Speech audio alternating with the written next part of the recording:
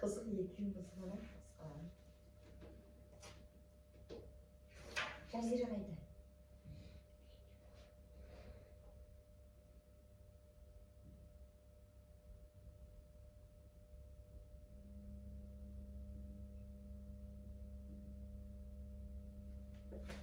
Recording in progress. Hayırlı күн, құрметті қоғамдық тыңдауларға қатысушылар. Қатысушыларды тіркеу. Құрметті қатысушылар, 2021 жылғы 2-3 тамыздағы 286 қоғамдық тыңдауларды өткізу қағидаларының екінші тарауы 22 тармағына сәйкес тиісті әкімшілік аумақтық бірліктің жергілікті атқарушы органы қоғамдық тыңдаулардың барлық барысына бейне және аудио жазбаны қамтамасыз етеді. Көріп отырғаныңыздай, залда бейне жазба жасау құралдары орнатылған. Түсірім нәтижелері тыңдаулар хаттамасына қосылатын болады.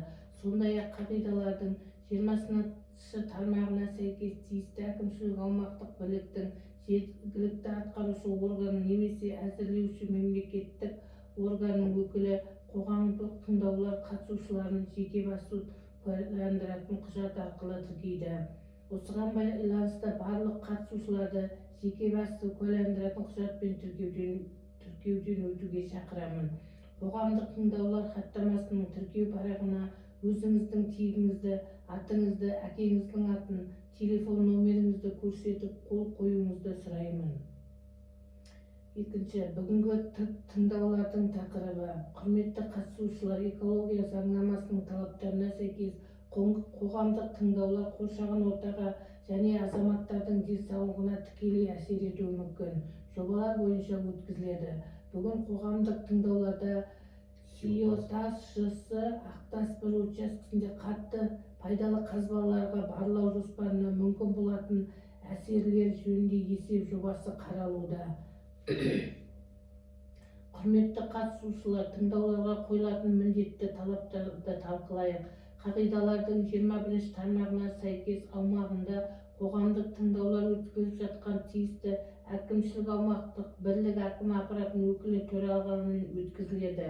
Осылайша қоғамдық тыңдаулардың төрағасы Ақтас мәдениет үйінің директоры Нұржанова Жанар Балабиевна, яғни мен боламын. Сонымен қатар тыңдаулар алдында қоғамдық тыңдаулардың хатшысы сайланады. Ол қатысушылардың қарапайым көпшілігінің дауысы арқылы таңдалады. Бүгінгі тыңдаулардың хатшысын таңдауға көшейік. Бүгінде қоғамдық тыңдаулардың хатшысы ретінде Элемента ЖС өкілі Мұстафин Марат Исетұлының кандидатурасын ұсынамын. Хатшыны таңдау үшін дауыс беруді сұраймын. Ендігі тыңдаулардың регламентін бекітуге көшейік. Құрметті қатысушылар, бүгінгі тыңдаулардың келесі регламентін бекітуді ұсынамын. Қоғамдық тыңдауларға қатысушыларды тіркеу жеке басын куәландыратын құжатын ұсыну. Менің түсінуімше біз тіркеуден өтіп қойдық. Тіркелмегендер болса тіркеулеріңізді сұраймын. Қоғамдық тыңдауларды ашу бұны да жасады. Жоспарланған қызмет туралы баяндаманы тыңдау, оған орташа есеппен 15 минут бөлейік. Баяндаманы талқылау орташа есеппен 20 минут талқылау жүргізуді ұсынамын. Одан кейін баяндамашыларға қоғамдық тыңдаулар қатысушылардың ескертулері мен ұсыныстары тыңдалады. Баяндамашылар өз кезегінде қатысушылардың ескертулері мен ұсыныстарына жауап береді. Қорытынды жасау үшін шамамен 5 минут. Дауыс беруді сұраймын. Қоғамдық тыңдаулар қорытындылары бойынша жобалау материалдарына берілген барлық ескертулер мен ұсыныстарды қамтитын қоғамдық тыңдаулардың хаттамасы жасалды. Хаттаманы бірыңғай экология порталының сайтынан көре аласыздар. Қоғамдық тыңдауларды бастайық. Көзделіп отырған қызметпен және қабылданған жобалық шешімдермен танысу үшін баяндамашыларға сөз берейік. Құрметті қоғамдық тыңдауларға қатысушылар. Бүгінгі талқылаудың күн тәртібі Ақтас бірінші учаскенің қатты пайдалы қазбаларға барлау жоспарының мүмкін болатын әсерлер жөніндегі есеп. Барлау учаскесі Ұлытау облысының Ұлытау ауданында Ақтас ауылының 3 шақырым солтүстікте, аудан орталығындағы Жездіден 50 шақырым батыста орналасқан. Учаскенің ауданы 2,3 шаршы километр, барлау тереңдігі жер бетінен 30 метрге дейін. Ақтас бірінші учаскесінде геологиялық барлау жұмыстары тау хрусталімен бірге жүретін компоненттердің өнеркәсіптік шоғырларын анықтау мақсатында жүргізіледі. Орографиялық тұрғыдан учаске орталық Қазақстанның батыс бөлігінде орналасқан. Жобада кәсіпорынның жоспарланып отырған қызметінен туындауы мүмкін жағымсыз салдарлар айқындалған. Атап айтқанда, Ұлытау облысы Ұлытау ауданындағы Ақтас бір учаскесінде қатты пайдалы қазбаларды барлау жұмыстары тау массасын алу және топырақты жылжыту арқылы ресурстарды бағалауды көздейді. Қоршаған ортаны сауықтыруға, табиғи экологиялық жүйелер мен табиғи ресурстардың жойылуынан, құлдырауынан, бүлеуінен және сарқылуынан алдын алуға, сондай-ақ жергілікті тұрғындардың қалыпты өмір сүруі мен денсаулығын қамтамасыз етуге бағытталған ұсыныстар мен ұсынымдар әзірленді. Осы жобаның мақсаты қоршаған ортаға ықтимал әсерлерді бағалау, теріс салдарлардың алдын алу және олардың барынша азайту. Барлау жұмыстары барысында экологиялық қауіпсіздік қамтамасыз ету. Экологиялық кодекстің бірінші қосымшасының екінші бөлімі 2-3 тармағының сәйкес қатты пайдалы қазбаларды тау массасын алу және топырақты жылжыту арқылы барлау екінші санаттағы объектіге жатады.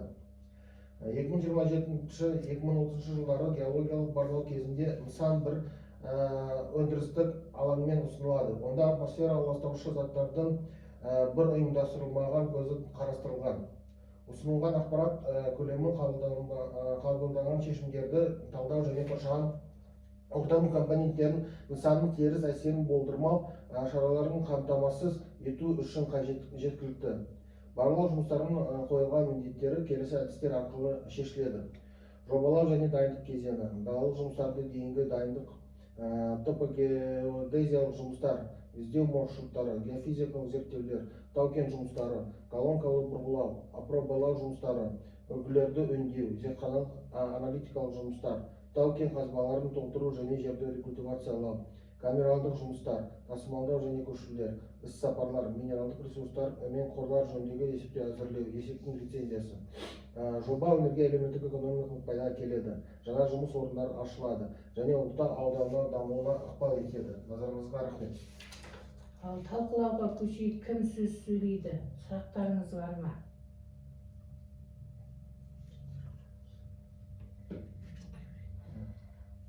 Қоғамдық тыңдауларды өткізу қағидаларына сәйкес қоғамдық тыңдаулардың нәтижелері бойынша кәсіпорын қоғамдық пікірді ескеруі және ұсынатын жобаға өзгерістер енгізуі тиіс. Бейнежазба бар қоғамдық тыңдаулар хаттамасы қоршаған орта мен табиғи ресурстардың жай-күйі туралы ұлттық реттер банкінің сайтында жарияланады. Тапсырыс берушілер мен жобалаушылар сұрақтарыңызға толық және нақты жауап берді деп ойлаймын. Қоғамдық тыңдаулар өткізді деуге болады. Регламент ескере отырып тыңдауларды жабық деп жариялаймын.